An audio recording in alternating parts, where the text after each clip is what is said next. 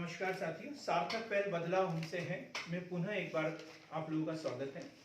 हमने 1857 की क्रांति से संबंधित पहले दो वीडियो लेके आ चुके हैं। पार्ट 1 में हमने 1857 की क्रांति के प्रमुख कारण, पार्ट बी में हमने 1857 की क्रांति की प्रमुख घटनाएं, और अब पार्ट 3 में हम पढ़ेंगे, पार्ट सी में पढ़ेंगे 1857 की क्रांति के असफलता के कारण। तो सबसे पहला कारण है इसमें राष्ट्रीयता का अभाव। राष्ट्रीयता का अभाव, राष्ट्रीयता का अभाव कैसे? बहादुर शाह जफर क्यों लड़ रहे थे? दिल्ली का सम्राट। कुंवर सिंह क्यों लड़ रहे थे? अपनी जमींदारी बचाने के लिए। नाना साहब क्यों लड़ रहे थे? अपनी पेंशन बढ़ाने के लिए, प्राप्त करने के लिए। झांसी की रानी क्यों लड़ रही थी? झांसी प्राप्त करने के लिए। कोई भी ऐसा नहीं था जो एक ही उद्देश्य से सब लोग मिलकर लड़ रहे हो। तो इस क्रांति का स्वरूप ही स्थानीय था, राष्ट्रीय नहीं था। हर क्रांतिकारी का उद्देश्य अलग अलग था। यदि कोई प्लानिंग हुई होती, सब लोग साथ में मिलकर लड़ रहे होते, एक उद्देश्य के साथ में लड़ रहे होते, तो हमने पहले ही बता दिया कि 90 साल पहले ही स्वतंत्रता मिल चुकी होती। पहला पॉइंट एकदम क्लियर है, राष्ट्रीयता का। एक एक उदाहरण देंगे हम उसमें। फिर दूसरा है एकता, संगठन व साधनों की कमी। एकता, संगठन व साधनों की कमी। तो हम एकता, संगठन और साधन, एकता का भाव पहले पॉइंट में क्लियर हो रहा है। यदि एकता होती तो क्रांति एक दिन में एक समय पर प्रारंभ होती। हमने देखा 10 मई को अलग जगह, 11 मई को अलग जगह, 4-5 जून को अलग जगह, 5 जून को अलग जगह, फिर अलग अलग समय में अलग अलग जगह क्रांति प्रारंभ। जुलाई में वो आरा में जुलाई में हुई थी। तो देखो अलग अलग समय में क्रांति हुई, मतलब एकता का अभाव। संगठन की कमी, संगठन की कमी। बहादुर शाह जफर को क्रांति का नेतृत्व प्रदान करते, उन्होंने बोला ठीक है मैं करूंगा। तलवार तो उठाना नहीं हो रहा था, वृद्ध थे, उनको पता ही नहीं कि हमें करना क्या है। क्रांति के बारे में वो उतना ही जानते थे जितना अंग्रेज, या क्रांति के बारे में वो भी उतने ही अनभिज्ञ थे जितने की अंग्रेज। भाई कोई भी, यदि मैं यहाँ पढ़ाने के लिए आऊं और एक दिन पहले यदि तैयार न करूं तो मैं अच्छे से पढ़ा सकता हूं क्या? नहीं। मैं बार बार इधर क्यों देखता हूं? क्योंकि आज मैंने इसको देखा ही, आज मैंने देखा ही नहीं तो मुझे इतना देखने की जरूरत नहीं पड़ती।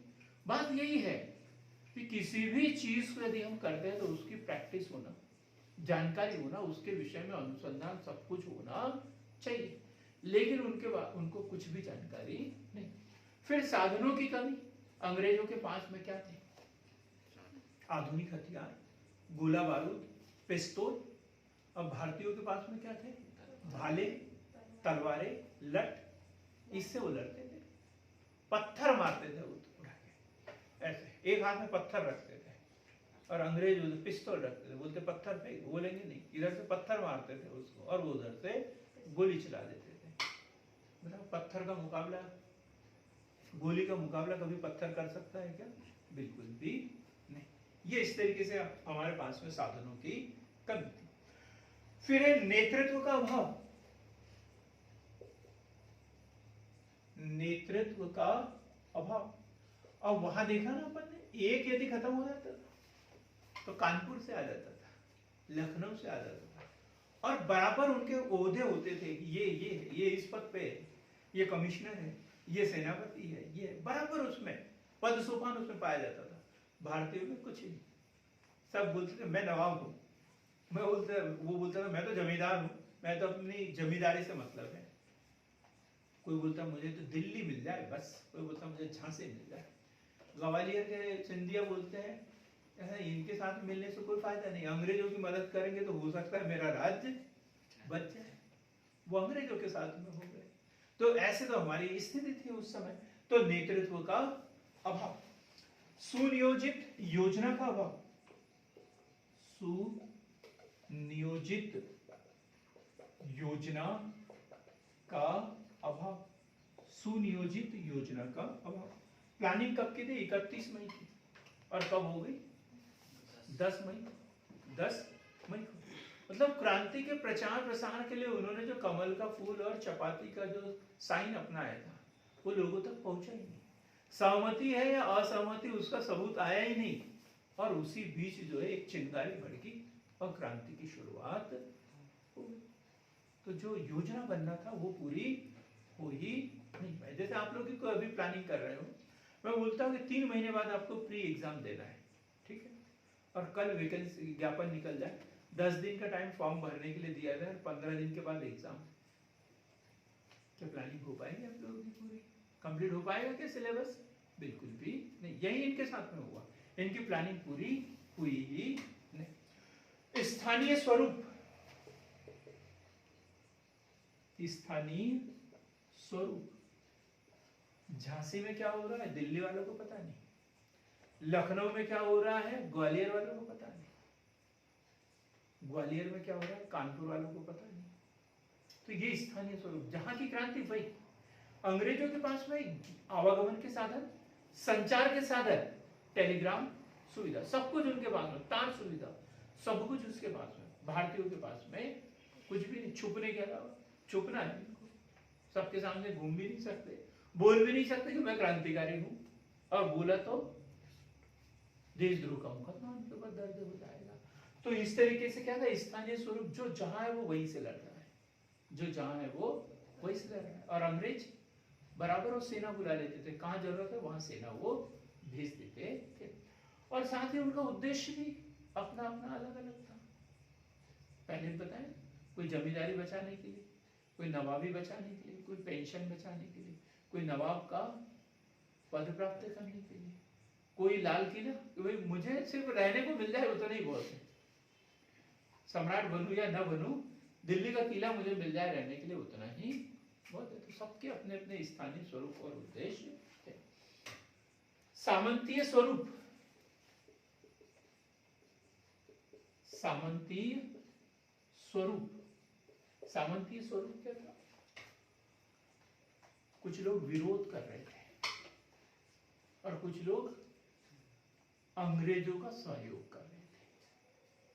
तो हमारे पास में 10 हाथ थे, 5 अंग्रेजों को मारने के लिए उठे और 5 उसको रोकने के लिए उठे, तो अंग्रेजों को कुछ करने की जरूरत ही नहीं पड़ी। भारतीयों के वार को भारतीयों ने ही झेल लिया और अंग्रेज जीत गए।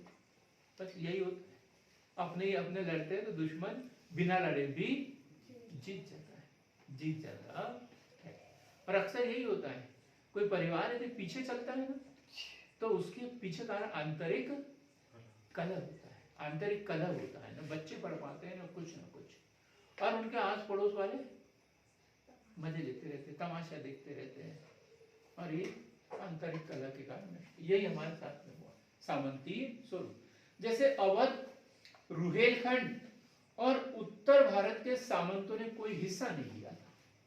कहां के?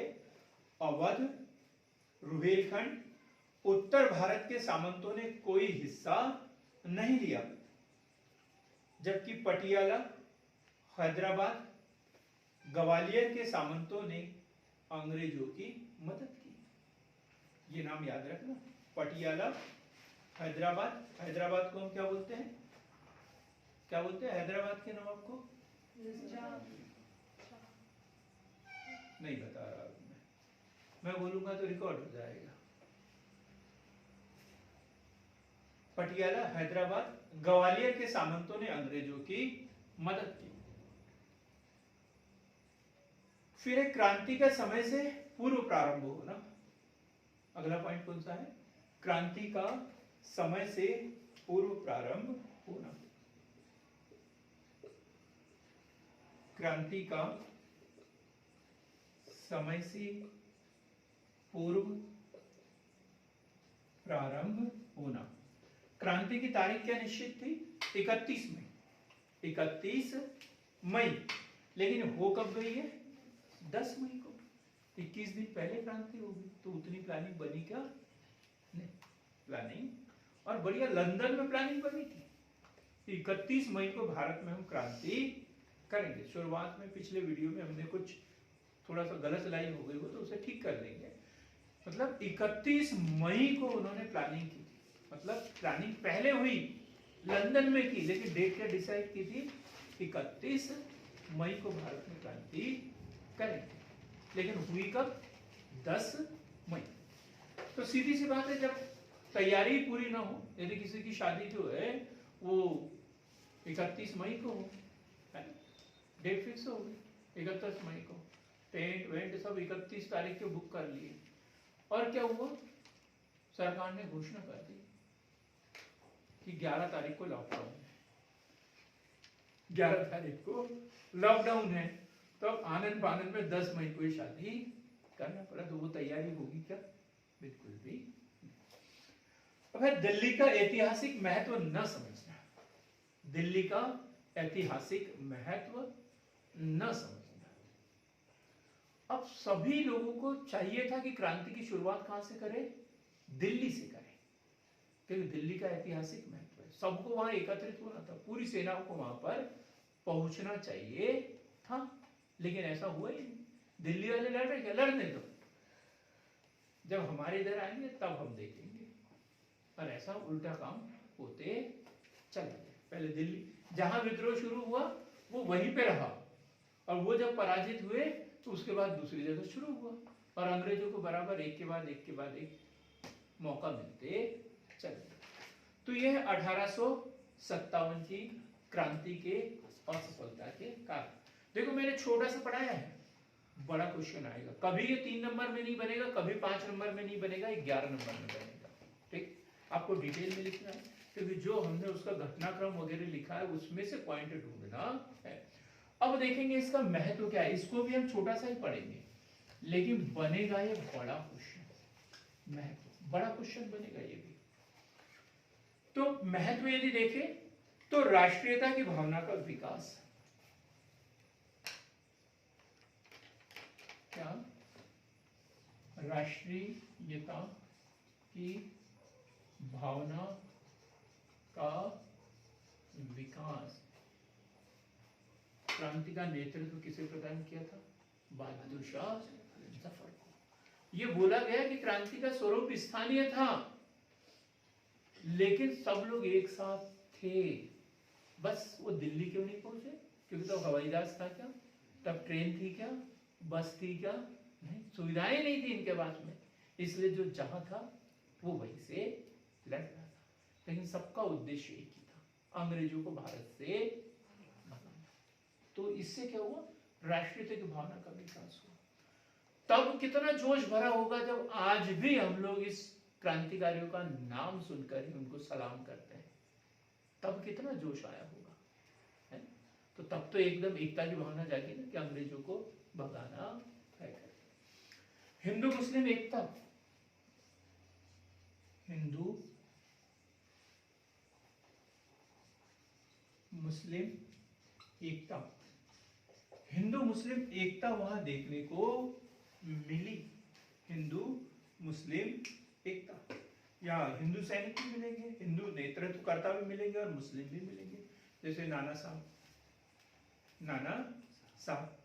रानी लक्ष्मीबाई, तात्या टोपे हिंदू थे, तो वही मुगल बादशाह अजीमुल्ला, बिरजिस कादिर, ये कौन थे? मुस्लिम। सब लोग मिलकर कंधे से कंधा मिलाकर लड़ रहे थे। तब वहां धर्म उनके आड़े नहीं आ रहा था, तब तो उनका एक ही दुश्मन था, और वो था अंग्रेज। अंग्रेजों को अपनी कमियों का पता चला, अंग्रेजों को अपनी कमियों का पता चलना। बाद में देखेंगे इनके ऊपर एक कथन भी है, यदि ऐसा नहीं होता तो हमें बिस्तर गोल करना पड़ता। ऐसे अंग्रेजों के खुद ही कथन, वो डरे हुए थे। ह्यूरो जी ने क्या बोला? एक अकेली मर्द थी, 2-4 और ऐसे ही होते तो हमें यहां से भागना पड़ता। तो उनको भी लगा कि हमारी प्लानिंग अधूरी थी, अंग्रेजों को भी लगा। ये तो भारतीयों ने उनका साथ दे दिया, जो उनकी विजय हुई। नहीं तो उनको भी एक पल के लिए ऐसा लगने लगा था जैसे हमने देखा कुंवर सिंह द्वारा वहां स्वतंत्र सरकार की स्थापना कर दी थी, है? और वहीं कानपुर में देखो 2 बार उनकी पराजय हुई थी। झांसी भी वो हार गए थे, ग्वालियर भी एक बार हार गए थे, वो तो सिंधिया ने उनका साथ दे दिया। तो इस तरीके से भारतीयों ने उनकी मदद की। और ये बात अंग्रेज जानते थे कि भारत में यदि भारतीयों पर शासन करना है तो भारतीयों का ही सहयोग लेना बहुत जरूरी है। अकबर ने भी यही किया था, राजपूतों के माध्यम से भारत पर शासन किया। अंग्रेज ये सब जानते थे, वो साहित्य पढ़ते थे। इतिहास का यही महत्व होता है कि पहले कैसे किया, अब हमें कैसे करना है। हम सॉल्ट पेपर क्यों पढ़ते हैं? वही इतिहास देखने के लिए कि अब हमें ऐसी गलतियां नहीं करना है। तो अंग्रेजों को अपनी कमियों का पता चलना। सामाजिक व धार्मिक सुधार शुरू हुए इसके बाद में। सामाजिक व धार्मिक सुधार। अब इसी के बाद में विभिन्न धार्मिक सामाजिक सुधार आंदोलन भारत में शुरू हुए। अब राज्य रजवाड़े जो है नहीं के बराबर खत्म हो गए। 1857 की क्रांति में पूर्ण रूप से वो पराजित हो गए, एकदम खत्म हो गए। अब और चाहे तो इसका महत्व आप लिख सकते हैं और 2-4 पॉइंट आप बढ़ा सकते हैं, जैसे शिक्षा का विकास होना, शिक्षा का विकास। इसके बाद में जो है ब्रिटिश सरकार ने स्पष्ट ये भी बोला कि अब जो है भारतीय राज्यों पर अब कब्जा नहीं किया जाएगा। ये भी बोला कि भारतीय आंतरिक मामलों में अब कंपनी कभी दखल नहीं देगी। ये ढेर सारे जो परिणाम है, महत्व है इसका सामने आए। हाँ, 1829 के बाद में पुनर्विवाह 1856। हाँ, अब देखो ऐसी बात है तो ये सैद्धांतिक है। ये क्या है? सैद्धांतिक। ये उस समय अंग्रेजों ने कानून बना दिए थे लेकिन लागू नहीं कर पाए थे। और ये सब लागू कब हुए? 1857 की क्रांति के बाद। ये 1857 की क्रांति के बाद। इसके बाद यदि हम देखें तो फिर रामकृष्ण मिशन की स्थापना कब हुई? सत्यशोधक समाज की स्थापना कब हुई? दयानंद सरस्वती के नेतृत्व में आर्य समाज, ये सब सुधार आंदोलन जो हुए हैं। अब जो है भारतीयों का ध्यान दूसरी ओर चला गया। पहले तलवार के दम पर ही लड़ रहे थे ना, अब काय के ऊपर लड़ने लग गए लोग। ये सामाजिक धार्मिक सुधार आंदोलन, इन सब के बारे में हमें इसमें लिखना है। क्लियर हो गया? जवाब मिल गया क्वेश्चन का? ठीक। अब हम देखेंगे इसके परिणाम क्या हुए। परिणाम 1857 की क्रांति के परिणाम। तो परिणाम में यदि देखें तो महारानी विक्टोरिया की घोषणा, महारानी विक्टोरिया की घोषणा कहां पे की थी इन्होंने? घोषणा कहां पे की? हाँ जी, इलाहाबाद में कहीं नाम आता है क्या? घोषणा लंदन में की थी, उसे पढ़ के सुनाया गया था। कहां पर? इलाहाबाद में। याद रखना है, इलाहाबाद। ठीक। तो 1 मई 1858 को इलाहाबाद में दरबार का आयोजन किया गया। इलाहाबाद में दरबार का आयोजन किया गया और यही महारानी विक्टोरिया का घोषणा पत्र पढ़कर सुनाया गया। महारानी विक्टोरिया का घोषणा पत्र कहां? इलाहाबाद। इलाहाबाद में क्यों पढ़ के सुना है? क्योंकि अभी बता दिया, वहां पर राहत शिविर जो था वहीं पर था और वहीं पे सब अंग्रेज अधिकारी वगैरह रेस्ट करने के लिए वहीं पे घायल हुए थे। इलाज सब वहीं पर चल रहा था। तो वहीं पर एक दरबार का आयोजन किया गया और वहीं महारानी विक्टोरिया का घोषणा पत्र पढ़कर सुनाया गया।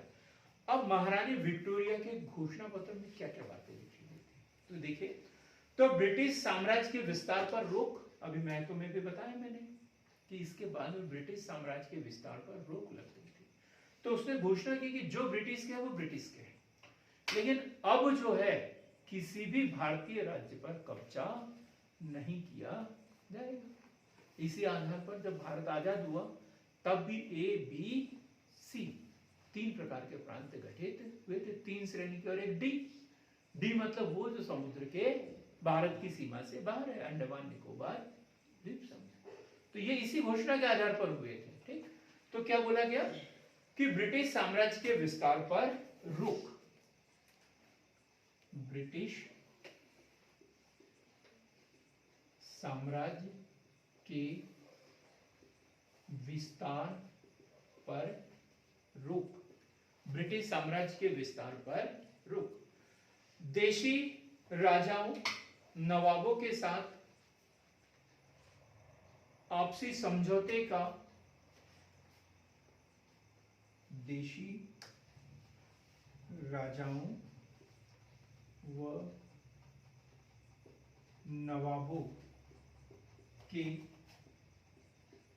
आपसी समझौते का सम्मान व उनके आंतरिक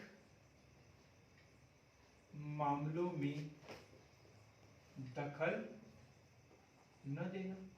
उन्होंने कबूल किया कि यदि भारतीय नवाब है या शासक है आपस में कोई समझौता कर भी लेते हैं तो ब्रिटिश सरकार उसका सम्मान करेगी, उसमें कोई हस्तक्षेप करेगी क्या? नहीं, उनके आंतरिक मामलों में कोई दखल नहीं देगी। पहले क्या था, सहायक संधि की नीति, तो जो भी सहायक संधि कर लेता था तो वो ना तो समझौता कर सकता था ना कुछ अंग्रेजों से पूछे बगैर तो वो कोई काम कर ही नहीं सकता। लेकिन अब बोल दिया कि आपस में समझौते भी कर सकते हैं। बिना पक्षपात के सरकारी नौकरियों में भारतीयों की नियुक्ति, बिना पक्षपात की सरकारी नौकरियों में भारतीयों की नियुक्ति, भारतीयों की नियुक्ति, बिना पक्षपात के सरकारी नौकरियों में भारतीयों की नियुक्ति। उन विद्रोही को माफ कर दिया जाएगा, उन विद्रोहियों को माफ कर दिया जाएगा। किनको माफ करेंगे वे? जिन्होंने अंग्रेजों को गोली मारी थी, जिनके ऊपर अंग्रेजों की हत्या का केस दर्ज नहीं, पकड़े गए हैं सब कुछ ठीक है, देशद्रोह का केस है वो भी चल जाएगा, बस जिसके ऊपर अंग्रेजों की हत्या करने का केस है उनको नहीं छोड़ेंगे, बाकी सबको माफ कर दिया जाएगा। तो क्या लिखेंगे सेंटेंस? उन विद्रोहियों को माफ कर दिया जाएगा बशर्ते अंग्रेजों की हत्या का आरोप न लगा हो, अंग्रेजों की हत्या का आरोप न लगा हो। और क्या था? कमीशन का गठन, कमीशन का गठन, 2 कमीशन गठित किए गए थे, किसी को पता है? 2 कमीशन थे, एक है पील कमीशन और दूसरा रॉयल कमीशन। पील कमीशन और दूसरा है रॉयल कमीशन। पील कमीशन और रॉयल कमीशन, पील कमीशन और रॉयल कमीशन। पील कमीशन अंग्रेजों की कमियों का पता लगाने के लिए, वे अंग्रेज इतने बेबस क्यों हो गए थे कमियों का पता लगाने के लिए। अपन ने महत्व में पढ़ा अंग्रेजों की अपनी कमियों का पता चल गया था, तो इसमें ये लाइन जोड़ भी देंगे। इसलिए उन्होंने क्रांति के नियंत्रित करने के बाद में पील कमीशन का गठन किया गया था। और दूसरा क्या बताया मैंने? Royal commission. अब कमियां का जब पता कर लिया क्या क्या कमियां हैं तो फिर कमियों को दूर करने के लिए, कमियों को दूर करने के लिए क्या किया उन्होंने? अंग्रेजी सेना में रेजिमेंट बनाए गए अलग अलग, जैसे महार बटालियन, राजपूत, मराठा, शेरपा, गोरखा, ऐसे अलग अलग बटालियन उन्होंने बना लिए, ताकि क्यों? एक दूसरे से कभी इनका मेल मिलाप न हो सके। शेरपा को बोल दिया मराठों पे आक्रमण कर दो, करेंगे, क्योंकि वो किसके ऊपर दया करेंगे? शेरपा के ऊपर। मराठों को अपना समझेंगे ही नहीं, इसलिए उन्होंने एक दूसरे को नियंत्रित करने के लिए जाति के आधार पर, धर्म के आधार पर अलग अलग बटालियन बना दिए थे। और ये अनुशंसा किसने की थी? Royal commission. तो ये पहला परिणाम था क्या? महारानी विक्टोरिया की घोषणा, और ये सब उस घोषणा में आए। दूसरा जो है, ये दूसरा पॉइंट था कमीशन का गठन, ठीक। और एक तीसरा पॉइंट क्या हुआ? क्राउन का शासन। क्राउन का शासन। इसके बाद में क्या आएगा? भारत शासन अधिनियम 1858। और इसके तहत जो है, अब भारत में कंपनी का शासन नहीं है, अब भारत की साम्राज्य जो है महारानी विक्टोरिया को माना गया। ब्रिटिश क्राउन का शासन हमारे यहाँ स्थापित हो गया। मुगल सम्राट का पतन। अब मुगल सम्राट हमेशा हमेशा के लिए खत्म। मुगल सम्राट का पतन, नाम मात्र का भी नहीं बचा, नाम मात्र का भी नहीं बचा। प्रतियोगिता परीक्षा के माध्यम से नियुक्ति। प्रतियोगिता परीक्षा के माध्यम से नियुक्ति हमने ये बता भी दिया कब हुई थी, क्या हुई थी, लंदन में हुई थी, इलाहाबाद में कब हुई, ये सब पूरा लिखवा दिया। प्रतियोगिता परीक्षा के माध्यम से नियुक्ति। और क्या हुआ था? भारत के गवर्नर जनरल को वायसराय का नाम दिया गया।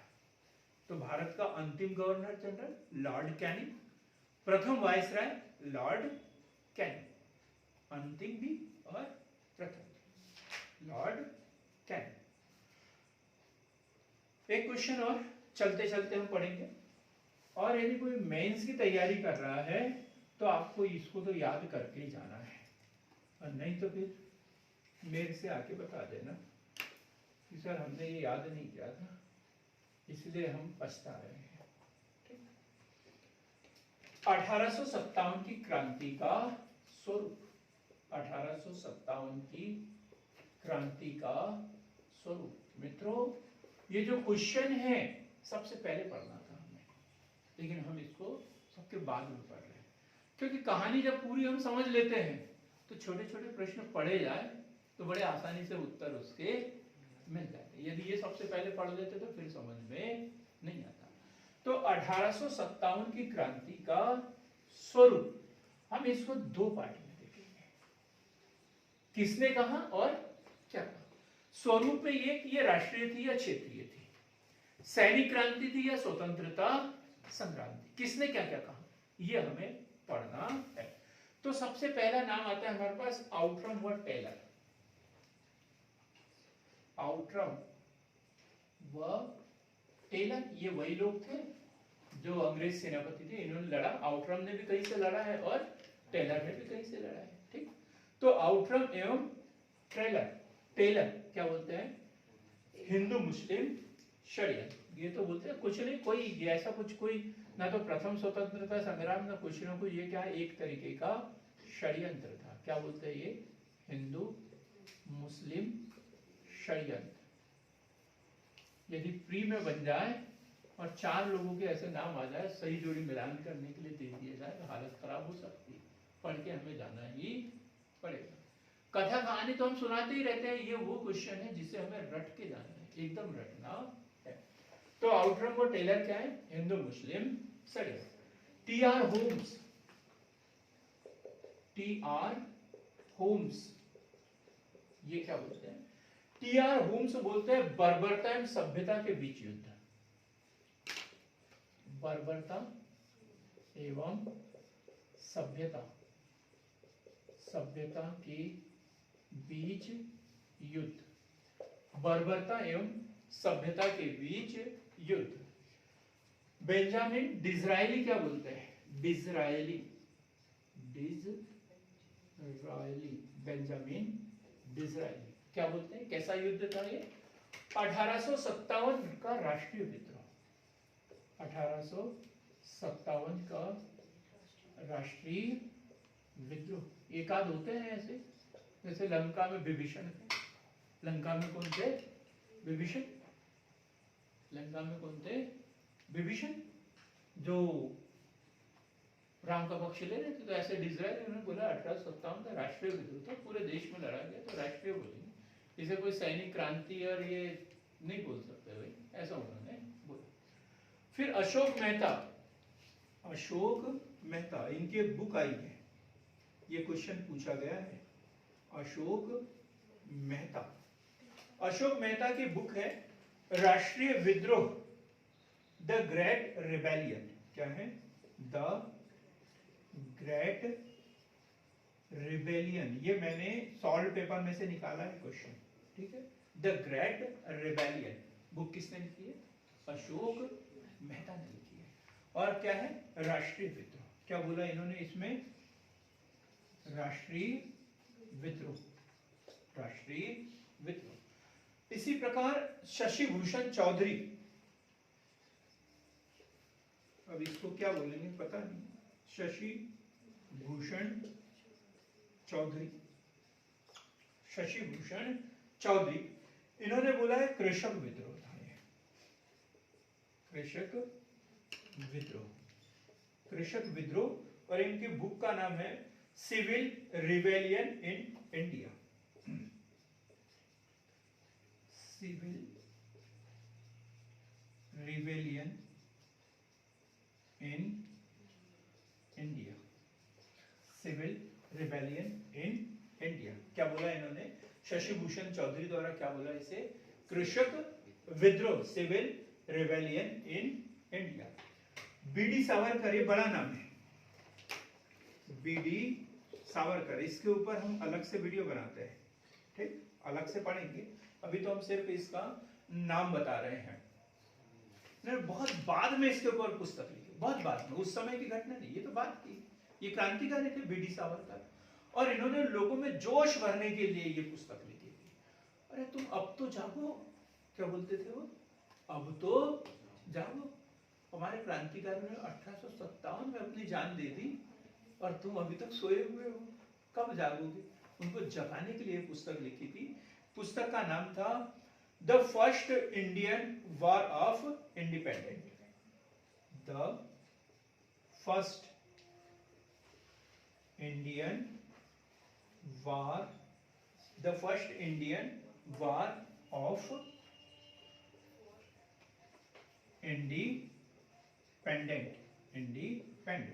तो इसी के नाम पर इसे बोला गया प्रथम स्वतंत्रता संग्राम। तो 1857 की क्रांति को प्रथम स्वतंत्रता संग्राम किसने कहा? बीडी सावरकर। प्रथम स्वतंत्रता संग्राम, द पुस्तक first Indian war of independent. तो उसी समय दूसरे भी थे, एम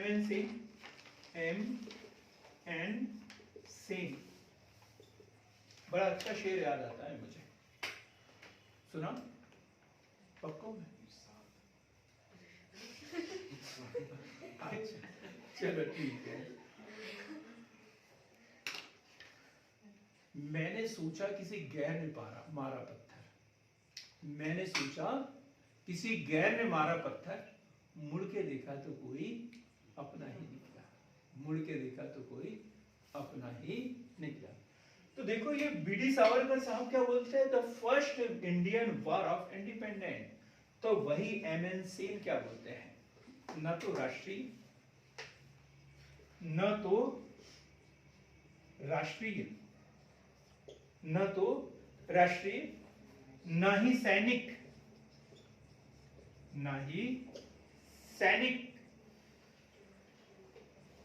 न तो क्रांति, ये बोला है इसने। और इनकी बुक है, ये बुक का नाम बड़ा इंपॉर्टेंट है, पुस्तक का नाम है 1857 क्रांति, या सिर्फ 1857 ही है शायद, देख लेना इसे, ठीक। तो एम.एन. से न तो राष्ट्रीय, न सैनिक, न तो क्रांति, कुछ नहीं था, कोई घटना नहीं थी, ये तो बस ऐसे ही होते चला गया। लोग अंग्रेजों का विरोध कर रहे थे और वो निपटते चले गए, इनको मारते चले गए, कोई क्रांति नहीं था, कोई कुछ नहीं था। तो इतिहासकारों ने बड़ा चढ़ाकर बोल दिया, ऐसा उन्होंने बताया। एक और भी है, कमी नहीं है भारत में, एक है R.C. आरसी मजूमदार, ये क्या बोलते हैं? तथाकथित प्रथम राष्ट्रीय संग्राम, तथा कथित राष्ट्रीय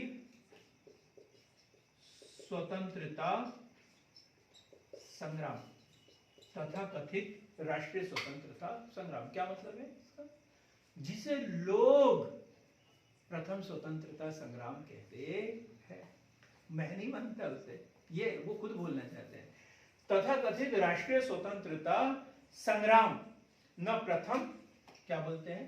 न प्रथम, न राष्ट्रीय, न प्रथम, न राष्ट्रीय, न ही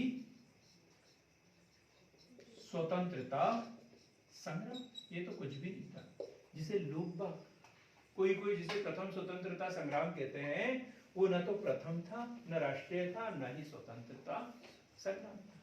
क्योंकि इससे पहले भी ऐसी ढेर सारी घटनाएं घट गई है। पहले भी कोई राष्ट्रीय स्तर पर नहीं हुआ, ये भी नहीं हुआ पूरे भारत में, ठीक है। और कोई स्वतंत्रता के लिए नहीं लड़ रहे थे, कोई अपनी नवाबी के लिए लड़ रहा था। इन्होंने ढेर सारे, ऐसा नहीं कि इन्होंने कथन दिया है तो सिर्फ कथन ही दिया है, बड़ी थीसिस लिखी है इसके ऊपर, रिसर्च करते हैं और उसमें ये निष्कर्ष निकालकर सामने लेके आते, सबूत भी दिए होंगे, ऐसे नहीं। अब हम बात कर रहे हैं सर जॉन लॉरेंस। अब एक साथ लिख लेते हैं बच्चे वाले, सभी देवी देवताओं की जय जय। Sir John Lawrence, sir John Lawrence, sir John Lawrence Seeley Holmes, sir John Lawrence Seeley Holmes, sir Syed Ahmad Khan, sir Syed Ahmad Khan, ये सब लोग मिलकर बोलते हैं सैनिक विद्रोह। क्या बोलते हैं ये? सैनिक विद्रोह। ये क्या बोलते हैं? सैनिक विद्रोह। ये लाइन यहां शुरू हो रही है। तो sir John Lawrence Seeley Holmes, sir Syed Ahmad Khan, ये क्या बोलते हैं? सैनिक विद्रोह, ठीक, सैनिक विद्रोह। और लास्ट में है SER रिज, ये क्वेश्चन भी पूछा गया है, ये भी सॉल्व पेपर में से उठाया मैंने। ER रिज, क्या बोलते हैं? ER रिज, ER रिज, ये बोलते हैं धर्मांधों का ईसाइयों के विरुद्ध युद्ध। धर्मांधों का ईसाइयों के विरुद्ध युद्ध, धर्मांधों का ईसाइयों के विरुद्ध युद्ध। क्लियर हो गई बात? कथन रहता है सुनियोजित प्रथम स्वतंत्रता संग्राम के बीटी सावरकर, ठीक है। तो आज हमने देखा क्या 1857 की स्वतंत्रता संग्राम की असफलता के कारण, उसका महत्व, उसके परिणाम और क्रांति का स्वरूप। तो इस तरीके से हमने 3 वीडियो में जो है 1857 की क्रांति को समझा। तो क्रमशः पार्ट ए, फिर पार्ट बी, फिर पार्ट सी को देखें और पूरी 1857 की क्रांति हमारी कंप्लीट हो जाएगी। आगे हम पढ़ेंगे क्रांतिकारी आंदोलन। तो तब तक के लिए धन्यवाद।